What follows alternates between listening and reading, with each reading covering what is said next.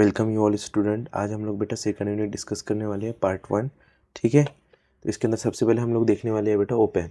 और मैं आप सब लोगों को बता देना चाहता हूँ कि अगले सेमेस्टर में जितने भी सब्जेक्ट इलेक्ट्रॉनिक को आने वाले हैं बेटा, वही उसके सारे लेक्चर आपको यूट्यूब पर ही अवेलेबल हो जाएंगे। तो इस चैनल को सब्सक्राइब करें और अपने फ्रेंड्स के साथ शेयर करें। तो सबसे पहले बेटा हम लोग देखने वाले हैं ओपैम। ओपैम की बेटा बेसिक ब्लॉक डायग्राम देखने वाले हैं। ठीक है, तो ओपैम के अंदर बेटा जो बेसिक ब्लॉक डायग्राम है, इसके अंदर 4 ब्लॉक बनाने हैं हम लोगों को। सबसे पहले बेटा input stage, then intermediate stage, then बेटा level shifting stage and then last में आउटपुट स्टेज। अगर आप लोग देख रहे होगे तो यहाँ पे 2 इनपुट है, 2 आउटपुट है। और इस वाली स्टेज पे बेटा 2 इनपुट है, एक ही आउटपुट। 2 इनपुट है और एक ही आउटपुट है। तो इसको हम लोग कैसे आगे लिखेंगे वो हमको देखना है। ठीक है, सबसे पहले बेटा जो इनपुट स्टेज है, इसके अंदर 2 इनपुट टर्मिनल है। एक नॉन इन्वर्टिंग इनपुट टर्मिनल जो कि पॉजिटिव है, और एक बेटा इन्वर्टिंग इनपुट टर्मिनल जो कि नेगेटिव है। अगर बेटा इनको हम लोग, और यहाँ पे आप लोगों को नाम लिखना है अगर एग्जाम के अंदर, तो आप यहाँ पे लिख सकते हो dual input balanced output differential amplifier. यहाँ पे बेटा dual input unbalanced output differential amplifier. यहाँ पे बेटा emitter follower using constant current source. ठीक है, और यहाँ पे बेटा complementary symmetry push pull amplifier लिख सकते हो। चलो वन बाय वन डिस्कस करते हैं बेटा। सबसे पहले इनपुट स्टेज। तो इनपुट स्टेज में होता क्या है बेटा, input stage, the input stage is a dual input balanced output differential amplifier. ये क्या है बेटा, एक्चुअल में dual input balanced output differential amplifier है। It has 2 input terminal. इसके पास क्या है बेटा, 2 इनपुट टर्मिनल है। एक इन्वर्टिंग टर्मिनल जो कि है negative and the non inverting terminal जो कि है बेटा पॉजिटिव। अब इसका काम क्या है, ये किससे बना है वो तो हमें पता चल गया बेटा। अब इसका काम क्या है, this input stage provide most of the voltage gain of the operational amplifier and decide the value of input resistance. इसका काम यह है बेटा कि ये वोल्टेज गेन प्रोवाइड करेगा और साथ साथ में इसका इनपुट रेजिस्टेंस कितना रहेगा वो भी इसी स्टेज पर डिपेंड करता है। ठीक है, नेक्स्ट है बेटा हम लोगों के पास इंटरमीडिएट स्टेज। नेक्स्ट क्या है बेटा, intermediate stage. This stage is a dual input unbalanced output. पहले वाला बेटा डुअल इनपुट बैलेंस्ड आउटपुट, यहाँ पे बेटा dual input unbalanced output differential amplifier. Purpose क्या है बेटा इसका, the purpose of this stage is to increase the overall voltage and current gain of the signal. ठीक है, ये क्या करता है बेटा, वोल्टेज और करंट गेन को इम्प्रूव करता है। ठीक है, नेक्स्ट है बेटा लेवल शिफ्टिंग स्टेज। नेक्स्ट क्या है बेटा, level shifting stage. Level shifting stage में हम लोगों को क्या याद रखना है ध्यान से, due to the direct coupling used between the stages. क्योंकि बेटा हम लोगों ने जितने भी इनपुट स्टेज है, इंटरमीडिएट स्टेज है, ठीक है, चाहे जो भी स्टेज है, उसके अंदर हम लोगों ने क्या किया बेटा, डायरेक्ट कपलिंग यूज़ किया, डायरेक्ट कनेक्ट किया, कोई कैपेसिटर वगैरह लगाया नहीं है। ठीक है, तो यहाँ पे देखो बेटा होता क्या है, डायरेक्ट कपलिंग के डिसएडवांटेज क्या है बेटा, due to the direct coupling used between the stages cause a cumulative increase in DC voltage. मतलब होता क्या है बेटा, यहाँ से छोटा सा डीसी वोल्टेज बढ़ के एम्पलीफायर से यहाँ पे और ज़्यादा बढ़ जाएगा, आगे जाके और ज़्यादा बढ़ जाएगा। इससे होगा क्या बेटा, वो जीरो ग्राउंड लेवल से बहुत ज़्यादा ऊपर चला जाएगा। Due to the direct coupling use between the stages cause a cumulative increase in a DC voltage which may cause shifting of operating point, output voltage swing etcetera. उस वजह से बेटा बहुत सारे इफेक्ट हम लोगों को देखने को मिल सकते हैं, जैसे आउटपुट में स्विंग देखने को मिलता है। ठीक है, साथ ही साथ बेटा जो हमारा क्यू पॉइंट होता है, ऑपरेटिंग पॉइंट, वो भी शिफ्ट हो जाता है।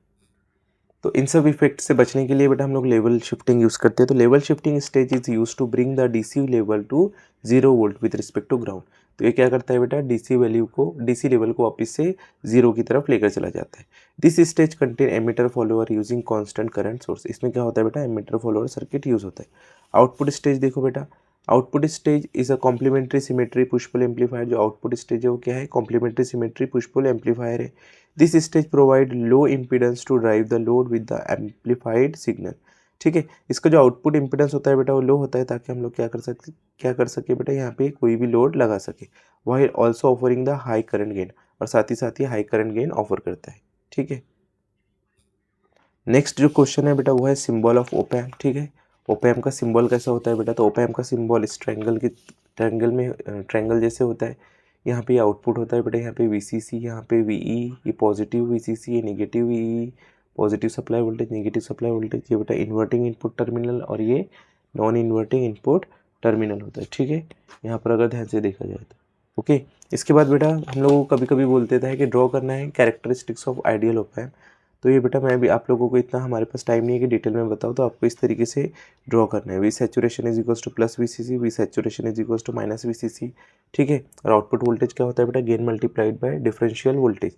तो गेन क्या होता है बेटा, आइडियल ओपैम का इन्फाइनाइट होता है। ठीक है, तो ये 0 से हम लोगों को क्या मिल जाएगा बेटा, जो भी हमारा वी सैचुरेशन है वो एग्जैक्टली VCC के बराबर आ जाएगा। ठीक है, इसके बाद कभी हमको पूछ लेता है बेटा, ये फिर ड्रॉ करने के लिए बोलता है बेटा equivalent circuit of op amp. ठीक है, तो equivalent circuit of op amp में ध्यान रखना है बेटा V2 V1, ठीक है, उसके बीच में क्या लगा हुआ है, रेजिस्टर लगा हुआ है, इनपुट रेजिस्टर्स RI। ठीक है, यहाँ पे बेटा एक वोल्टेज सोर्स जैसे दिख रहा होगा आप लोगों को, और यहाँ पे बेटा रेजिस्टर है RO, मतलब आउटपुट रेजिस्टर। यहाँ पे आउटपुट वोल्टेज की वैल्यू है बेटा AV इंटू DV। ठीक है, ये गेन है और डिफरेंशियल वोल्टेज है। AV क्या है बेटा, इसका इन्फाइनाइट है क्योंकि ये एक आइडियल ओप एम्प है। ठीक है, साथ ही साथ हम लोगों को बेटा characteristics of op amp, practical op amp की भी कैरेक्टरिस्टिक्स बोलने के लिए बोल देता है। अगर ये आइडियल की होती है बेटा तो ये यहाँ से स्टार्ट होती है और ये यहाँ से, बट ये क्या है, एक प्रैक्टिकल ओप एम्प की है, तो हम लोगों को यहाँ पे पोटेंशियल ड्रॉप देखने को मिलता है। ठीक है, इसके बाद कभी कभी हम लोगों को बेटा बोल देता है कि पिन कॉन्फ़िगरेशन ड्रॉ करना है, तो पिन कॉन्फ़िगरेशन देख लीजिए बेटा 741 का इस तरीके से होता है। इसमें 8 पिन्स होती है टोटल, 1 2 3 4 5 6 7 8। 1 पे होता है बेटा ऑफसेट नल। ठीक है, 2 पे होता है बेटा निगेटिव इनपुट, 3 पे होता है बेटा पॉजिटिव इनपुट। ठीक है, और 4th नंबर की पिन पे होता है बेटा नेगेटिव ई। वहीं पे अगर 5 की बात की जाए तो ऑफसेट नल, 6 की बात की जाए बेटा तो आउटपुट, और 7 पे बेटा पॉजिटिव VCC, और 8 पे नो कनेक्शन। ठीक है, ध्यान से देख लीजिए इसको। 2 और 3 पे मतलब बेटा input input negative positive, offset null offset null. देखो इधर ऑफसेट नल यहाँ पे बेटा एग्जैक्टली यहाँ पे भी क्या है बेटा, ऑफसेट नल है। ये आउटपुट प्लस VCC, ये माइनस VEE, नो कनेक्शन। ठीक है, और इसके कभी कभी फंक्शन भी बोल देता है हम लोगों को, तो ये हम लोग बेटा जैसे जैसे हम लोग आगे पढ़ने वाले हैं सारे इसके फंक्शन हम लोगों को ऑलरेडी पता चल जाएंगे। इसके बाद आते हैं बेटा हम लोग मोस्ट इंपॉर्टेंट कॉन्सेप्ट जो कि है वर्चुअल ग्राउंड कॉन्सेप्ट। ठीक है, सबसे पहले डायग्राम देख लीजिए बेटा आइडियल ओप एम्प की। हम लोगों को पता है ये टर्मिनल और ये टर्मिनल के बीच में जो इनपुट रेजिस्टेंस लगा होता है बेटा, उसकी वैल्यू ऑलमोस्ट इन्फिनिटी के बराबर होती है। मतलब हम लोग बोल सकते हैं बेटा कि यहाँ से कोई करंट अंदर एंटर नहीं कर पाएगा, मतलब यहाँ से कोई करंट अंदर एंटर नहीं कर पाएगा। चलो देखते हैं बेटा, assume that an op amp is ideal one, the input impedance Ri of the op amp is ideally infinite. ठीक है, hence the current I flowing from the one input terminal to the other will be zero। मतलब बेटा एक input terminal से दूसरे input terminal पे जो current flow रहा है वो क्या रहेगा, जीरो, क्योंकि इसका इनपुट रेजिस्टेंस कितना है बेटा, इनफाइनाइट है। ठीक है, आगे देखते हैं, दस the voltage drop across the IR will be zero. जब बेटा इसमें से कोई करंट ही फ्लो नहीं हो रहा है तो यहाँ का वोल्टेज ड्रॉप कितना होगा, जीरो होगा। And both the input terminal will be at the same potential, और जो दोनों इनपुट टर्मिनल बेटा उनका पोटेंशियल क्या हो जाएगा, सेम हो जाएगा। ठीक है, in other words they are virtually shorted to each other. हम लोग बेटा इसको बोल सकते हैं कि दो टर्मिनल क्या हो गए बेटा, वर्चुअली शॉर्ट हो गए। आगे देखते हैं, now if the non inverting positive terminal of the op amp is connected to ground. अगर बेटा अब हम लोग बेटा इस पॉजिटिव टर्मिनल को अगर ग्राउंड कर देते जैसे कि यहाँ पे कर दिए, अब अगर हम लोग पॉजिटिव टर्मिनल को ग्राउंड कर देते हैं बेटा, then due to the virtual short exist between the two input terminal the inverting terminal will also be at the ground potential. जैसे ही बेटा हम लोग इस नॉन इन्वर्टिंग टर्मिनल को ग्राउंड करते हैं तो by the virtual short concept क्या हो जाएगा बेटा, ये जो इन्वर्टिंग टर्मिनल है वो भी क्या हो जाएगा, ग्राउंड पे चला जाएगा। इसी कॉन्सेप्ट को हम लोग बोलते हैं बेटा वर्चुअल ग्राउंड कॉन्सेप्ट। ठीक है, इसके बाद एक क्वेश्चन होता है बेटा comparison of open loop and close loop configuration. ठीक है, यहाँ से हम लोगों को ओपन लूप और क्लोज लूप के बीच में कंपैरिजन करना है। आप लोग यहाँ से ओपन लूप और क्लोज लूप के पॉइंट भी याद रख सकते हैं। सबसे पहले क्या याद रखना है बेटा, सर्किट डायग्राम, ओपन लूप इधर है, क्लोज लूप इधर है। सर्किट डायग्राम के अंदर हम लोगों ने बेटा किसी भी तरीके का कोई फीडबैक यूज़ नहीं किया है। क्लोज लूप के अंदर बेटा यहाँ पे फीडबैक यूज़ किया है with the help of resistor RF। देख लीजिए डायग्राम के अंदर। ठीक है, नेक्स्ट क्या है बेटा, फीडबैक वाला पॉइंट है, तो ओपन लूप के अंदर किसी प्रकार का कोई फीडबैक यूज़ नहीं होगा, क्लोज लूप के अंदर बेटा फीडबैक यूज़ होगा।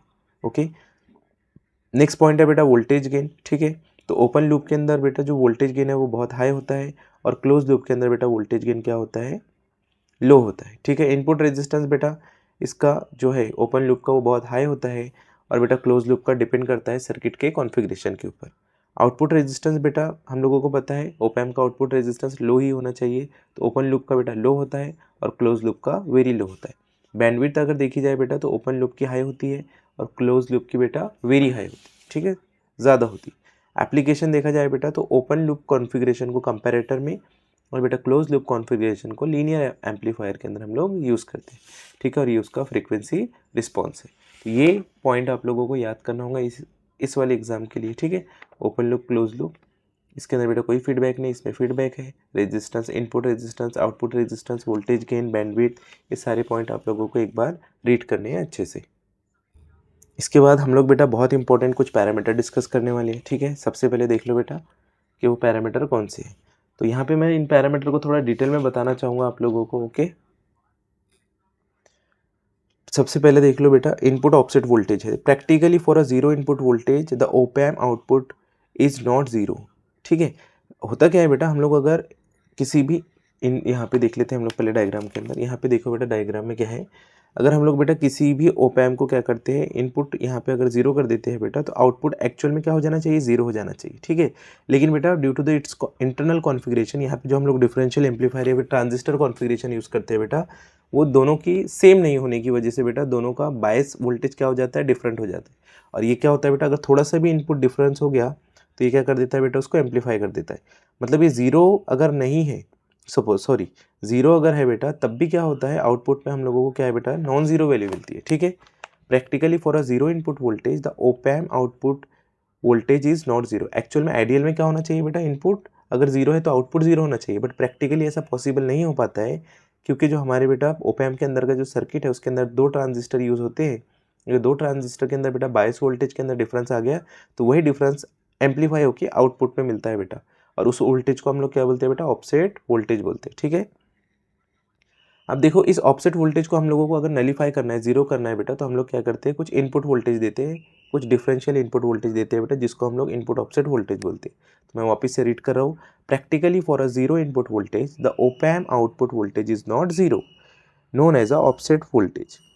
To nullify this offset voltage, a small differential input voltage is applied to an op amp known as the input offset voltage. ठीक है, इनपुट नहीं दिया फिर भी आउटपुट पे कुछ वोल्टेज आ रहा है, तो उस वोल्टेज को हम लोग ऑफसेट वोल्टेज बोलते हैं, और उसको जीरो करने के लिए जो वोल्टेज हम लोग भेज रहे हैं बेटा, उसको इनपुट ऑफसेट वोल्टेज बोलते हैं, ठीक है।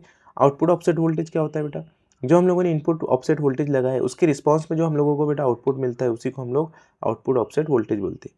The output voltage produce due to input offset voltage is called as the output offset voltage, ठीक है। नेक्स्ट है बेटा इनपुट ऑफसेट करंट। अब हम लोगों को पता है कि ओप एम्प के पास क्या होते हैं बेटा, दो टर्मिनल होते हैं। ओप एम्प के पास क्या होते हैं बेटा, दो टर्मिनल होते हैं, ठीक है। जैसे कि यहाँ पे देख लीजिए आप, ओप एम्प के पास क्या है बेटा, दो टर्मिनल, ये इनपुट दो टर्मिनल है, ठीक है।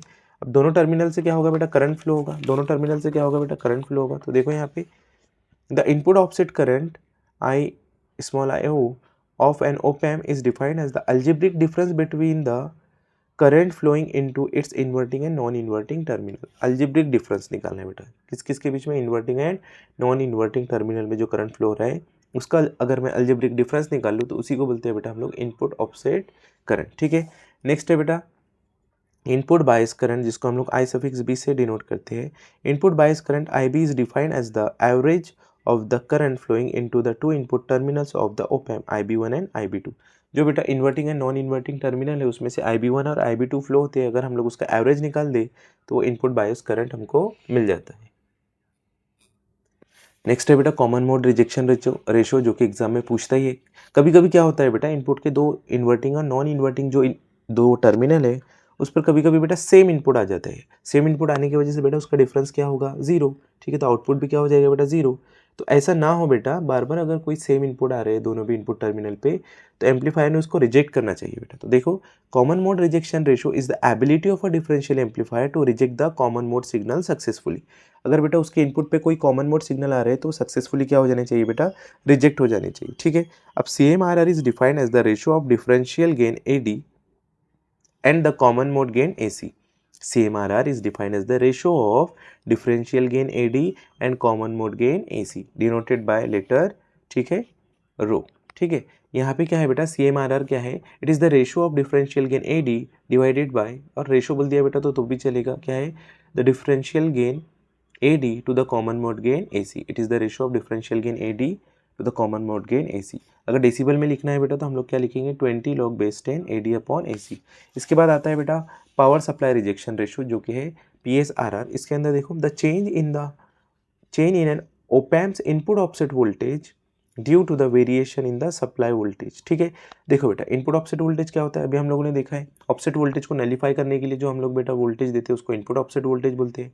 अगर बेटा वो चेंज हो रहा है, क्यों चेंज हो रहा है, due to the variation of the supply voltage. Supply voltage को के वेरिएशन की वजह से अगर बेटा इनपुट वोल्टेज चेंज हो रहा है, इनपुट ऑफसेट वोल्टेज चेंज हो रहा है, तो उसी को हम लोग क्या बोलते हैं बेटा, पावर सप्लाई रिजेक्शन रेशो, जो कि होता है PSRR, RR, ठीक है। VIOS मतलब बेटा इनपुट ऑफसेट वोल्टेज, ठीक है, चेंज हो रहा है due to the change in input voltage, और इसका यूनिट क्या होता है बेटा, micro volt upon volt. Last में आता है बेटा स्लीव रेट। तो स्लीव रेट क्या होता है, slew rate is defined as the maximum rate of change of output voltage per unit time. जो बेटा आउटपुट वोल्टेज है वो maximum rate of change with respect to time अगर हम लोग निकाले तो हमको क्या मिल जाएगा बेटा, स्लीव रेट। मतलब क्या होना चाहिए, आउटपुट वोल्टेज बहुत ज़्यादा चेंज होना चाहिए बेटा पर यूनिट टाइम, ठीक है, या फिर ज़्यादा चेंज हो रहा है output voltage per unit time, तो उसी को हम लोग स्लीव रेट बोलते हैं। इसका यूनिट क्या होता है बेटा, वोल्टेज अपॉन माइक्रो सेकंड। इसके बाद हम लोग पढ़ने वाले हैं बेटा क्लोज लूप इन्वर्टिंग एम्पलीफायर, ठीक है, क्लोज लूप इन्वर्टिंग एम्पलीफायर। इसकी डायग्राम बहुत अच्छे से ध्यान में रख लो बेटा। हम लोग क्या करें, यहाँ पे एक ओपैम है, ठीक है, फीडबैक के अंदर हम लोगों ने एक RF रजिस्टर लगाया बेटा, R1 रजिस्टर, और यहाँ पे VS दिया हुआ है, ठीक है। ध्यान में रखना है ये इन्वर्टिंग एम्पलीफायर है, इसलिए बेटा हम लोगों ने इन्वर्टिंग टर्मिनल पे जो भी हम लोगों को इनपुट इन्वर्टिंग में उसका आउटपुट चाहिए वही इनपुट बेटा हम लोग कहाँ पे देंगे, इन्वर्टिंग टर्मिनल पे देंगे। सपोज मुझे इस वाले इनपुट का क्या निकालना है, इन्वर्टिंग आउटपुट निकालना है, तो मैंने इसको इन्वर्टिंग टर्मिनल पे दिया, ठीक है। डायग्राम को ध्यान से देख लो बेटा, इसका आउटपुट है, साइन वेव हम लोगों ने दिया, इसका उल्टा हम लोगों को मिलेगा क्योंकि इन्वर्टिंग है। चलो देखते हैं इसका ऑपरेशन, देखते हैं बेटा, हमारे लिए ऑपरेशन मेन है। The signal which is to be amplified is applied at the inverting input terminal of the op amp. जो भी सिग्नल हम लोगों को बेटा क्या करना है, एम्पलीफाई करना है, उसको हम लोग कहा देंगे बेटा, inverting terminal of the op-amp को देंगे, ठीक है। The amplified output signal will be 180 degree out of phase with the input signal. हम लोगों को पता है बेटा, जो भी इनपुट हमको एम्पलीफाई करना है वो हम लोग इन्वर्टिंग टर्मिनल पे दे देंगे, और जो हमको आउटपुट मिलेगा बेटा वो 180 डिग्री से फेज शिफ्ट में मिलेगा, देखो यहाँ पे, ठीक है। नेक्स्ट क्या है बेटा, the signal to be amplified, suppose VS या Vin हो सकता है बेटा, यहाँ पे has to be connected to the inverting terminal via resistor R1। जो भी इनपुट हम लोगों को बेटा एम्पलीफाई करना है वो R1 के थ्रू हम लोग कहाँ पे, inverting terminal of the op amp पे कनेक्ट करेंगे, ठीक है। The other resistor RF connected between the output and the inverting input terminal is called as the feedback resistor. जो बेटा दूसरा रजिस्टर RF हम लोगों ने कनेक्ट किया है वो कहाँ पे, आउटपुट वोल्टेज, और बेटा यहाँ पे क्या किया हम लोगों ने, एक रजिस्टर बेटा हम लोगों ने इनपुट वोल्टेज और इन्वर्टिंग टर्मिनल के बीच में लगाया, जो RF है बेटा वो हम लोग आउटपुट और वापस से इन्वर्टिंग टर्मिनल के बीच में लगा रहे हैं। The other resistor RF connected between the output and the inverting input terminal is called as the feedback resistor. The non inverting terminal is connected to the ground. Non inverting terminal को कहाँ पे connect कर दिया बेटा हम लोगों ने, ground पे कनेक्ट कर दिया है, ठीक है। As the op amp is an ideal one, ठीक है, तो बेटा उसका वोल्टेज गेन क्या हो जाएगा, हो जाएगा बेटा इन्फाइनाइट, माइनस साइन इसलिए क्योंकि इन्वर्टिंग है, and the input resistance is infinite, ठीक है। अब चलो बेटा वन बाय वन इसको क्या करते हैं हम लोग, एक्सप्रेशन निकालने की कोशिश करते हैं। Let consider node V and apply KCL to it. यहाँ पे ध्यान से देखना है बेटा, मैंने यहाँ पे ब्लू कलर से कुछ लिखा है, यहाँ पे I1 अंदर आ रहा है बेटा, इस वाले नोड में I1 अंदर आ रहा है, IF बाहर जा रहा है बेटा, और IB2 भी क्या हो रहा है, बाहर जा रहा है। तो KCL के अकॉर्डिंग बेटा जो अंदर आ रहा है current I1 which is equals to बाहर जाने वाले करंट के बराबर होगा बेटा IB2 प्लस IF, ठीक है। यहाँ पे हम लोगों ने वही लिखा है बेटा कि I1 is equals to IF plus IB2, ठीक है। बट बेटा IB2 क्या हो जाएगा, जीरो, क्योंकि इंटरनल रेजिस्टेंस है बेटा इनफाइनाइट, ठीक है। इंटरनल रेजिस्टेंस इनफाइनाइट होने की वजह से IB2 की वैल्यू क्या हो जाएगी बेटा, अप्रोक्सीमेटली जीरो हो जाएगी, जिसकी वजह से I1 इज इक्वल्स टू क्या हो जाएगा बेटा, IF हो जाएगा। आगे देखो बेटा, अगर I1 is equals to IF हो जाता है बेटा, I1 is equals to IF, तो I1 की वैल्यू क्या होगी सर, हम लोगों ने ओहम्स लॉ के अकॉर्डिंग यहाँ का वोल्टेज माइनस यहाँ का वोल्टेज डिवाइडेड बाय रेजिस्टर मतलब I1, V in minus V2 divided by R1, इसको हम लोग V इन कंसिडर कर लेते हैं, इसको V2, तो V in minus V2 divided by R1 मतलब बेटा I1 की वैल्यू हो जाएगी, ठीक है। और IF की वैल्यू क्या हो जाएगी बेटा, तो V2 minus V0 divided by RF, तो ये क्या हो जाएगा बेटा, IF की वैल्यू हो जाएगी, ठीक है। अब बाय वर्चुअल ग्राउंड कॉन्सेप्ट बेटा V1 is equals to V2 is equals to zero, ठीक है, क्योंकि हम लोग वर्चुअल ग्राउंड कॉन्सेप्ट के हिसाब से हम लोगों ने इसका जो नॉन इन्वर्टिंग टर्मिनल है उसको क्या किया था बेटा, ग्राउंड कर दिया था, तो इन्वर्टिंग टर्मिनल भी ग्राउंड होगा। मतलब बेटा यहाँ का वोल्टेज देखो, अगर यहाँ का वोल्टेज V1 का वोल्टेज जीरो है तो V2 का वोल्टेज भी क्या हो जाएगा बेटा, जीरो हो जाएगा। तो V2 is equals to zero put करते हैं, तो V2 यहाँ भी जीरो, यहाँ भी जीरो, तो V इन अपॉन R1 हो जाएगा यहाँ पे, और माइनस V0 अपॉन RF हो जाएगा यहाँ पे। तो बेटा मैं क्या करता हूँ, V इन बाय R1 लिख लेता हूँ और माइनस V0 बाय RF लिख लेता हूँ। तो मुझे अगर बेटा गेन फाइंड करना है तो output voltage upon input voltage, तो आउटपुट वोल्टेज को यहीं पे रहने देते हैं, इनपुट वोल्टेज को इस साइड पे भेज देते हैं बेटा, ठीक है, और RF को इस साइड पे भेज देते, तो इधर का नेगेटिव हटाने के लिए हम लोग इधर नेगेटिव दे देंगे, तो RF अपॉन R1 मतलब ये मुझे गेन मिल गया है बेटा। अब मुझे अगर आउटपुट वोल्टेज निकालना है तो इनपुट वोल्टेज को इस साइड पे भेजना पड़ेगा। आउटपुट वोल्टेज क्या हो जाएगा बेटा, minus R F upon R one into V in. ठीक है, R F upon R one को हम लोग ए एफ मतलब गेन भी लिख सकते हैं। नेक्स्ट हम लोगों को पढ़ना है बेटा close loop non inverting amplifier. ठीक है, डायग्राम अच्छे से देख लीजिए बेटा, यहाँ पे क्या है। इस बार हम लोग क्या दे रहे हैं बेटा, नॉन इन्वर्टिंग इनपुट को जो भी सिग्नल को हमको एम्पलीफाई करना है वो हम लोग यहाँ पे दे रहे हैं। ठीक है, ध्यान में रखना है I1 I2 जीरो है, R1 RF है। ठीक है, I1 I2 अगर बेटा जीरो चल रहे हैं तो अगर I2 जीरो है तो तुम लोग बता सकते हो बेटा R1 और RF क्या है, दोनों सीरीज में आ गए बेटा। दोनों कैसे आ गए, सीरीज में। और अगर मैं बोलूँ कि यहाँ पे आउटपुट वोल्टेज मिल रहा है बेटा, तो ये आउटपुट वोल्टेज दोनों रेजिस्टर के अंदर डिस्ट्रीब्यूट होगा। ठीक है, चलो देखते हैं। The signal which is to be amplified is applied to the non inverting input terminal of op amp and the inverting terminal is connected to ground through R1। ठीक है, इसको क्या कर दिया बेटा, R1 के थ्रू ग्राउंड कर दिया। और जो सिग्नल एम्पलीफाई करना है वो हम लोगों ने नॉन इन्वर्टिंग टर्मिनल को दिया। The negative feedback is introduce in the circuit via feedback register RF which is connected between the output and inverting input terminal of op amp. यहाँ पे क्या किया बेटा, हम लोगों ने एक फीडबैक रजिस्टर RF लगाया जो कि आउटपुट और कहाँ पे कनेक्ट है बेटा, आउटपुट और इन्वर्टिंग टर्मिनल के बीच में कनेक्ट है। As the op amp is ideal, Ri is equals to infinity and hence the current is equal to zero. क्योंकि बेटा यहाँ का जो इनपुट रेजिस्टेंस है वो इनफाइनाइट है, तो अंदर आने वाले दोनों करंट की वैल्यू क्या हो जाएगी, जीरो। ठीक है, अब बेटा मैंने अभी बोला है कि अगर यहाँ की करंट जीरो है तो R1 और RF दोनों क्या है बेटा, सीरीज में है। और यहाँ पे वोल्टेज क्या आ रहा है बेटा, V नॉट। क्या आ रहा है वोल्टेज, V नॉट। तो अगर मुझे यहाँ पे अगर किसी का वोल्टेज निकालना है बेटा तो मैं वोल्टेज डिवीजन रूल लगा सकता हूँ। तो वोल्टेज डिवीजन रूल अगर मुझे निकालना है तो मुझे क्या करना है बेटा, इस R1 के अक्रॉस का वोल्टेज निकालना है। टोटल वोल्टेज कितना है बेटा, V नॉट। ओके, तो हम लोग लिखते हैं V2 is equals to total voltage V naught in bracket, जिस रेजिस्टर के अक्रॉस का वोल्टेज निकालना है वो रेजिस्टर डिवाइडेड बाय दोनों रेजिस्टर की एडिशन। ओके, ये स्टेप आ जाने के बाद बेटा वोल्टेज डिवीजन रूल के बाद हम लोग क्या करेंगे, by virtual ground concept V1 is equals to VS is equals to V2। यहाँ का जो वोल्टेज है बेटा वो यहाँ के वोल्टेज के बराबर है। तो मैं क्या लिख सकता हूँ बेटा, VS is equals to V naught R1 divided by R1 plus RF। मैंने क्या किया, इस V2 की जगह पर बेटा VS या फिर V इन लिख दिए। क्या लिख दिया बेटा, V2 की जगह पर VS या फिर V in by virtual ground concept और वर्चुअल शॉर्ट कॉन्सेप्ट। तो बेटा यहाँ पे देखो V इन अगर मैं लिखूँ, V in is equals to V naught in bracket R1 upon R1 plus RF। और इस V नॉट को क्या करते हैं बेटा हम लोग, V नॉट अपॉन V इन, मतलब हम लोग गेन के फॉर्म में लिखना चाहे अगर तो V नॉट को यहीं पे रहने देते हैं, V इन को इस साइड पे भेजते हैं बेटा। तो इस वाले टर्म को उस साइड भेजना पड़ेगा। अगर इस वाले टर्म को हम लोग उस साइड पे भेज रहे हैं क्योंकि मल्टीप्लीकेशन में उधर जाके डिवाइड होगी, तो ये टर्म क्या हो जाएगी बेटा, इनवर्स में चली जाएंगी। ठीक है, तो output upon input is equals to क्या हो जाएगा बेटा, R1 plus RF divided by R1। ठीक है, R1 गेट कैंसिल तो 1 हो जाएगा बेटा, और यहाँ पे RF upon R1 as it is आ जाएगा, मतलब हमको गेन मिल गया है। अगर मुझको आउटपुट वोल्टेज चाहिए बेटा तो गेन को यहीं पे रहने देते हैं, इनपुट वोल्टेज को इस साइड पे भेज देते हैं, तो हमको आउटपुट वोल्टेज मिल जाएगा। ठीक है, और इस बार बेटा हम लोग जो साइन वेव दे रहे हैं हमको आउटपुट में वही कोई फेज शिफ्ट नहीं मिलेगा बेटा। ठीक है, इन्वर्टिंग की तरह इसमें कोई फेज शिफ्ट नहीं है, सिर्फ इसका एम्पलीट्यूड क्या हो जाएगा, थोड़ा बढ़ जाएगा। इसके बाद बेटा एक न्यूमेरिकल है जिसमें if R1 is equals to 2 kilo ohm, RF is equals to 100 kilo ohm, VCC is equals to 15 volt and RMS input voltage VI is equals to 2 volt, इस तरीके से गिवन है बेटा। Calculate the output voltage in inverting and non inverting mode, draw the circuit diagram. Circuit diagram अब आप लोगों को पता है बेटा। ठीक है, इन वैल्यूज के साथ उसको ड्रॉ करना है, बट हम लोग कैलकुलेशन देख लेते हैं क्या करना है। तो सबसे पहले हम लोग बेटा plus minus V saturate calculate कर लेते हैं, जो कि होता है बेटा 0.9 मल्टीप्लाइड बाय VCC। ओके, यहाँ पे सारी वैल्यूज गिवन है। ठीक है, तो इसको कैलकुलेट करने के पीछे रीज़न ये है बेटा, अगर आप लोगों ने डायग्राम में प्लस VCC माइनस VCC दिखाया तो ये वहाँ पे लिखना ज़रूरी है। ओके, ये कितना होता है बेटा 0.9 इंटू प्लस माइनस VCC, तो 0.9 इंटू प्लस माइनस VCC मतलब प्लस माइनस 15, तो आंसर आता है बेटा 13.5। सारी वैल्यूज देख लो हम लोगों ने कैसी लिखी है बेटा। ठीक है, किलो का प्रीफिक्स 10⁻³ किलो का प्रीफिक्स 10⁻³ अब हम लोगों को पता है बेटा इन्वर्टिंग मोड में जो आउटपुट वोल्टेज आता है V naught is equals to क्या आता है, minus RF upon R1 into VI। तो माइनस RF कितना है बेटा 10 किलो ओहम, R1 कितना है बेटा 2 किलो ओहम इंटू 2, VI कितना है बेटा 2 kilo ohm get cancelled, 100 divided by 2 मतलब बेटा 50, माइनस 50 इंटू 2 मतलब बेटा माइनस 100 वोल्ट, मतलब आउटपुट वोल्टेज आ गया है इन्वर्टिंग का।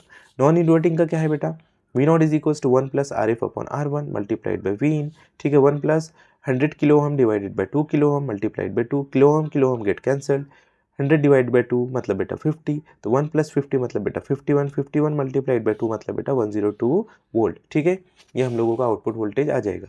और आप लोगों को क्या करना है बेटा, जो मैंने इन्वर्टिंग एंड नॉन इन्वर्टिंग की डायग्राम बनाई है उसके अंदर R1 और RF की इस तरीके की वैल्यू पुट करके क्या करना है, उसको रीड्रॉ करना है। एक क्वेश्चन इस तरीके से भी आ सकता है बेटा, in a close loop inverting amplifier Vin is equals to 1 volt peak, ठीक है, sine wave at 1 kilo hertz, R1 is equals to 470 ohm and RF is equals to 4.7 kilo ohm. Determine the value of output voltage V naught, also sketch the input and output waveform. Vin हम लोग को given है बेटा 1 volt peak, R1 given है बेटा 470 ओम, RF is equals to बेटा 4.7 kilo ओम। ठीक है, अब हम लोगों को पता है बेटा इन्वर्टिंग के अंदर आउटपुट वोल्टेज का इक्वेशन क्या आता है, V naught is equals to minus R F upon R one into V in. तो माइनस बेटा आर एफ कितना है यहाँ पे 4.7 इंटू 10⁻³ ओहम। यहाँ पे देखो बेटा हम लोगों ने ओहम लिया है, ठीक है, दोनों यूनिट ओहम के अंदर होना चाहिए, क्योंकि एक ओहम में दूसरा किलो ओहम में, तो दोनों को हम लोग ओहम में कर देते हैं। तो इसको ओहम में लिखने के लिए हम लोग 10⁻³ प्रीफिक्स का यूज़ करेंगे। Minus 4.7 into 10⁻³ ohm divided by 470 ohm multiplied by V in कितना है बेटा 1। तो इसको सॉल्व करने के बाद आंसर आ जाएगा बेटा 10 वोल्ट। ठीक है, तो हम लोगों के पास जो इनपुट था बेटा वो कितना था, 1 वोल्ट का था, तो हम लोगों ने 1 वोल्ट के एम्पलीट्यूड के साथ इसको ड्रॉ किया है। और बेटा जो आउटपुट आया वो -10 के साथ आया, तो हम लोग -10 का एम्पलीट्यूड के साथ एक आउटपुट की वेव फॉर्म ड्रॉ करेंगे। सपोज बेटा अगर यहाँ पे कोई डीसी वैल्यू गिवन रहती तो हम लोग क्या करते बेटा, ध्यान में रखना ये न्यूमेरिकल पूछ सकता है। देखो मैं हाईलाइट कर रहा हूँ बेटा, ये न्यूमेरिकल पूछ सकता है कि 1 वोल्ट डीसी अगर गिवन होता तो हम लोग 1 वोल्ट की लाइन खींच लेते बेटा, और इसका जो आंसर -10 वोल्ट आता तो -10 वोल्ट की लाइन यहाँ पे खींच लेते। बाकी कुछ भी चेंज नहीं होता है। मैं रिपीट कर रहा हूँ कि यहाँ पे बेटा अगर डीसी 1 वोल्ट आता है तो हम लोग ऐसी लाइन खींच लेते हैं 1 वोल्ट की, ठीक है बेटा, और यहाँ पे -10 वोल्ट है तो -10 वोल्ट की इस तरीके से लाइन खींच लेते। अगले वीडियो में बेटा हम लोग आगे के पार्ट कंप्लीट करेंगे। Thank you very much.